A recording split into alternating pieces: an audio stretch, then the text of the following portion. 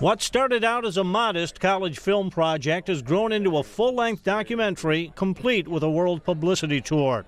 While it stars LeBron James, the NBA's reigning MVP, the movie wasn't about him, despite his global icon status. The movie was about a group of high school friends in Ohio who stuck together through basketball. It was about brotherhood. The story is definitely about kids having a dream, kids being loyal to each other, and not stopping.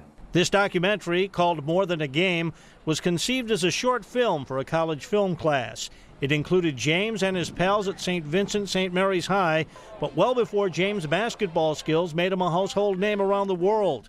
In fact, the concept was so innocent and the director so inexperienced that he had to beg the coach to shoot enough material to make just a 10-minute movie. I had heard that some of these boys had played together prior to entering high school. I figured there had to be some cool character stuff there. You know, all I needed was 10 minutes. I knew I could at least get 10 minutes. And so, you know, I literally checked out as much school equipment as I could, came back, camped out at my parents' house, and just called the school and coach over and over and trying to, you know, get access to someone to pitch this vision. Coach Drew Joyce finally permitted Bellman to shoot, partly because he was an Akron native. Bellman, who's a few years older than James, did not attend St. Vincent's, and he wasn't a friend of LeBron's either. Soon after Bellman started shooting in 2002, there was an intense media interest in the team. Coach Joyce closed practice, cameras weren't allowed in, but Bellman was allowed to remain and shoot. The fact that I was a student and the fact that I'm from Akron was a big part of that, and I think Coach Drew and the guys kind of thought that was important, so they let me come along. Joyce simply told his players that Bellman would be around the gym for a few days and to accept him. They were a little gun shy at first because, you know, hey, we had taken some negative hits in the media, but, you know, hey, that's just how it is. So, but we gave Chris a chance, and, you know, he was great. He was not intrusive with the camera. He kind of stayed in the background, and hey, after probably day one, we didn't even recognize he was there with the camera. And LeBron remembers that Bellman stayed longer than a few days, but didn't get in the way as the team practiced and worked toward their dream of a national title. He was here at practice, you know, the school would let him come in and film us during school, but we just, the same days was the same. We never changed it. And then it got to a point where he would let us get the camera, you know, and we're like, wow, you doing a school college project and you letting us film some stuff of our own?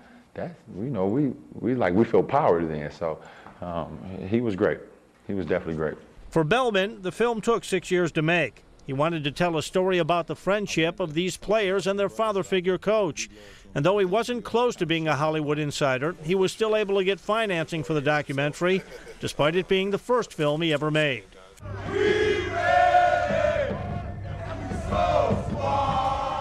What struck James after seeing the film was the bond that developed with his teammates, including Drew Joyce III, the coach's diminutive but driven son.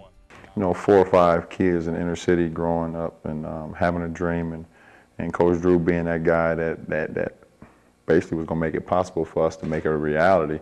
That hit home for me. The fact to see some of the things that Drew had to go through because he was small, and then how he ultimately overcame it. You know, those are the things that I love. When you have a lot of doubters and then you prove them wrong, you know, by just showing your actions. You don't have to say anything. You just go out there and let the actions do the talking. And Drew III definitely did it. The older Joyce, who is now 54, worked in the corporate world but dreamed of coaching. He became head coach in James' junior season. You know, when you're 45, you don't think about, you know, that dream, that desire that you had at 25, you know, or 20. You know, those things go away, and the reality of life kind of, you know, takes over. But to be able to be involved where you can get that back was just, it's been great. James quickly developed into one of the best high school basketball players of all time. But he's not the main focus of the film. His teammates, including Willie McGee and Romeo Travis, as well as Coach Joyce, have their stories told as well. You look at Willie's background and you look at Romeo's background, and then Coach Drew's whole story. I mean, his story is amazing and what he was able to do. I'm like the guy that just, you know, hopefully I could just pack the theaters with my name, you know, and then people are going to understand, like, wow, he's really not even the biggest, you know, person in the movie. James and his pals played for a national title in his junior season, but the dream ending was not to be. It was a loss they could not forget. St. Vincent's would go on to win the national title the following year, powered by 5 teammates who realized their dream, 5 friends who, according to the filmmaker, remain as close as ever to this day. Jim Militello, The Associated Press.